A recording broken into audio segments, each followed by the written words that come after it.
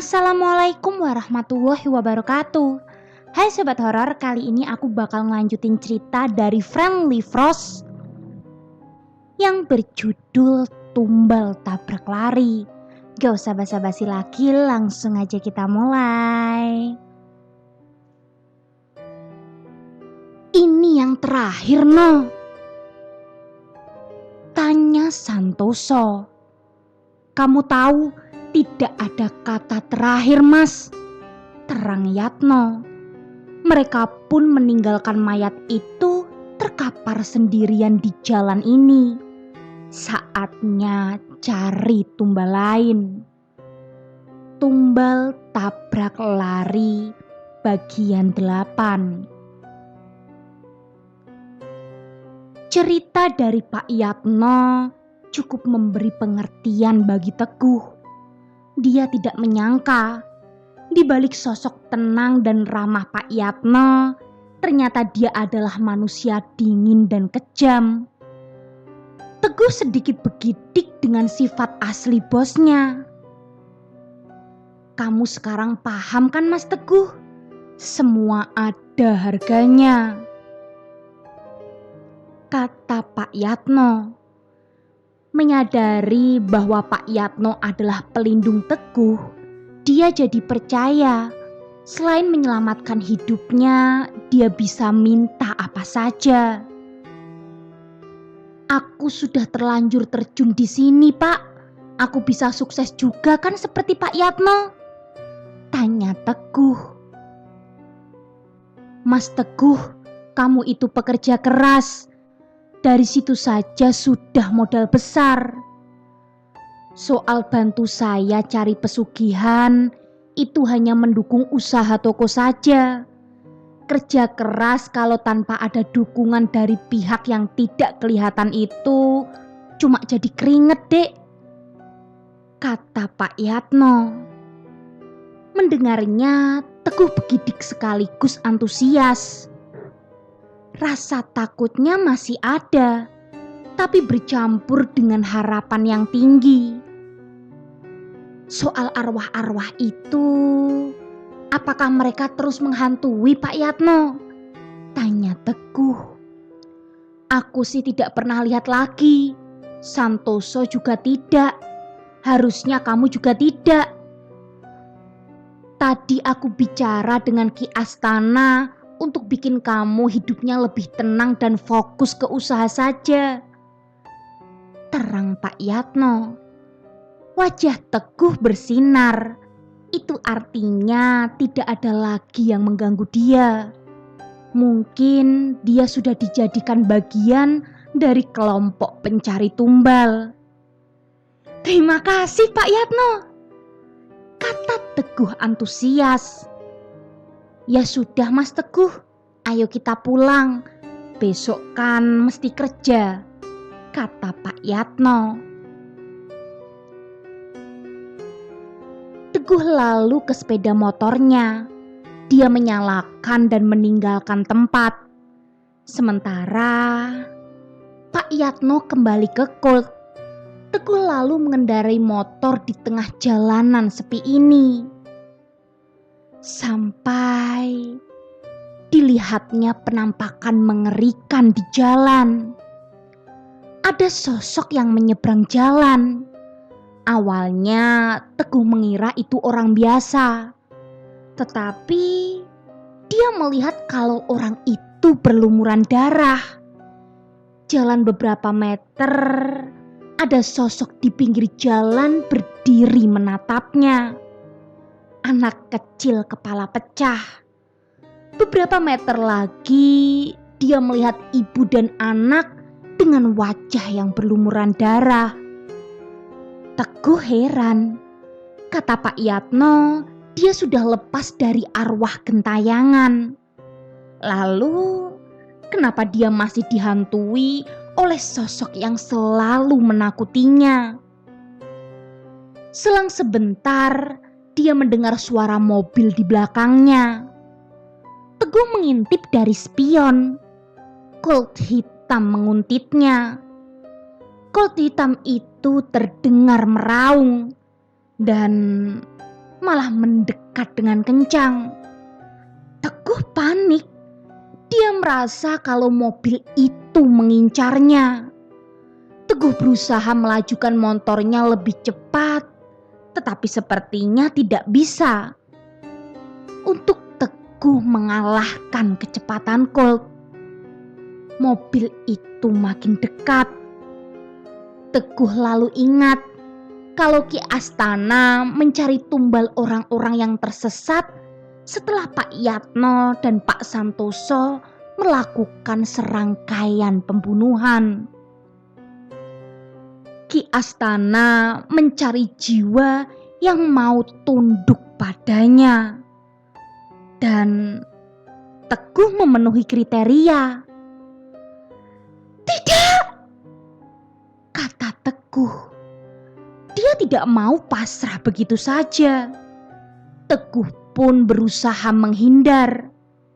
Mobil sudah nyaris mencium roda motor, tetapi tidak kena. Teguh lalu mencoba ngebut mengambil jalur yang berlawanan arah. Dia berhasil menjauh dari bencana dan mau kabur lewat jalur lain. Tapi Teguh terkaget-kaget karena ada mobil lain dari arah itu. Mobil itu menghantam Teguh. Motor terpental di pinggir jalan. Sedangkan Teguh jatuh ke jalur yang tidak berlawanan arah. Di situ Colt hitam menghantam Teguh dari belakang. Dia terpental beberapa meter, lalu terseret oleh Colt yang masih melaju.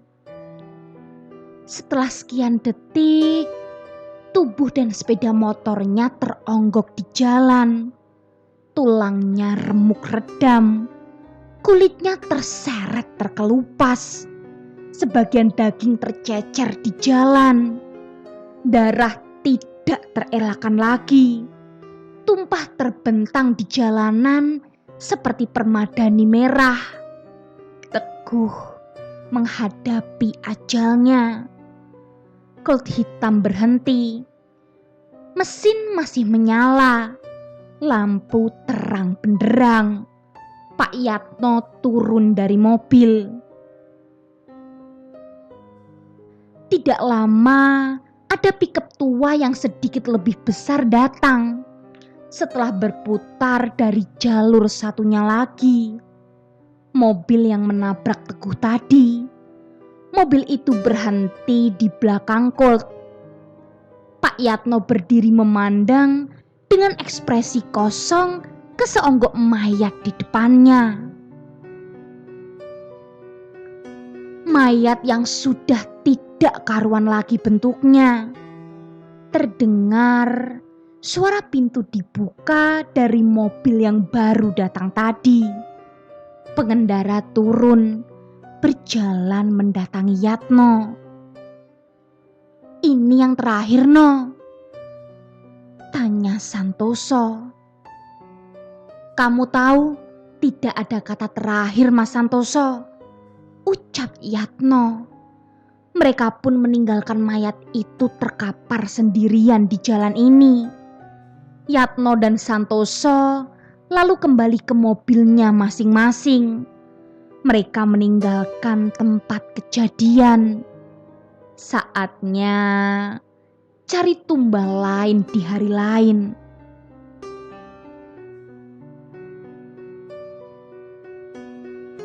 Tumbal tabrak lari bagian 8 selesai.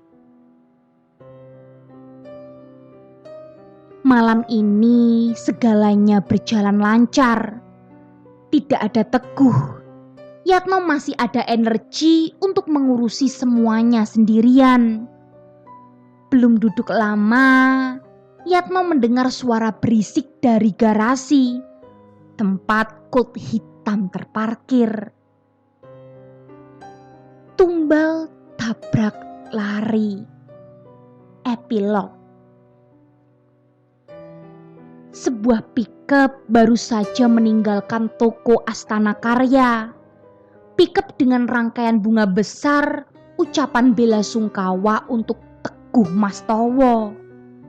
Yatno mendatangi paket itu dan membayarnya. Sebelum dikirim ke rumah duka, Yatno meminta diantar ke toko.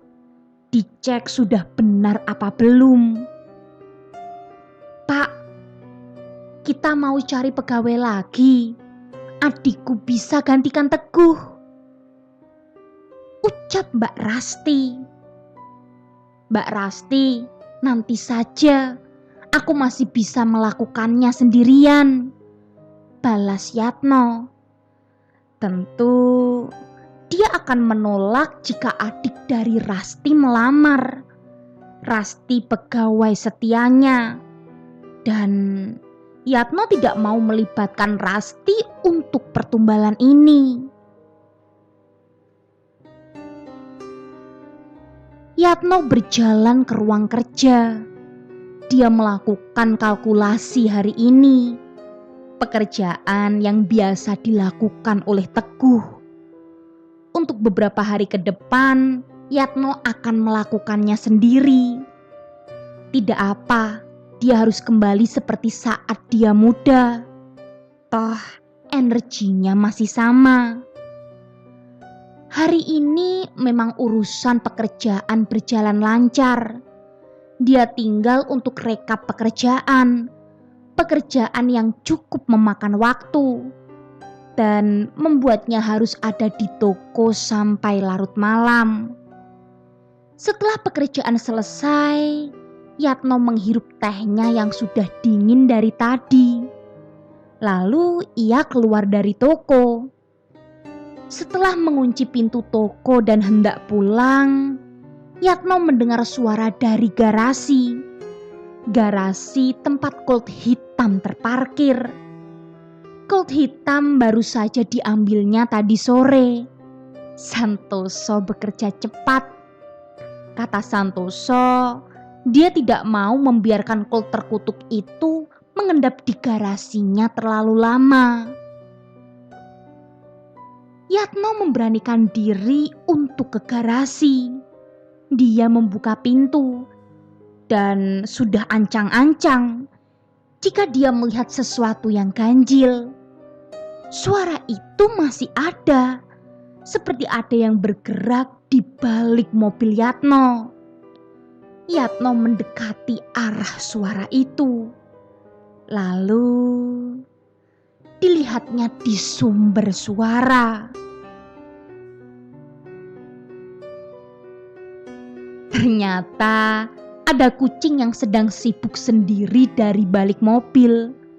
Yatno mengusir kucing itu. Dia menggelengkan kepalanya. Yatno pun keluar dari garasi. Selang beberapa saat, radio Colt hitam menyala sendiri. Radio Suara Karya mengudara lagi. Lagu berikutnya adalah Senja di Batas Kota. Tumbal tabrak lari selesai. Gimana sobat horor? Ceritanya serem banget ya. Jadi buat sobat horor, hati-hati ya. Kalau kalian ingin mendapatkan kesuksesan, pastilah kalian harus bekerja keras dan selalu berdoa kepada Allah Subhanahu wa Ta'ala. Dan jangan sekali-kali kalian mencoba cara instan untuk mendapatkan keberhasilan. Kalau gitu tunggu cerita-cerita menarik lainnya dan jangan lupa nyalakan lonceng notifikasinya. Bye!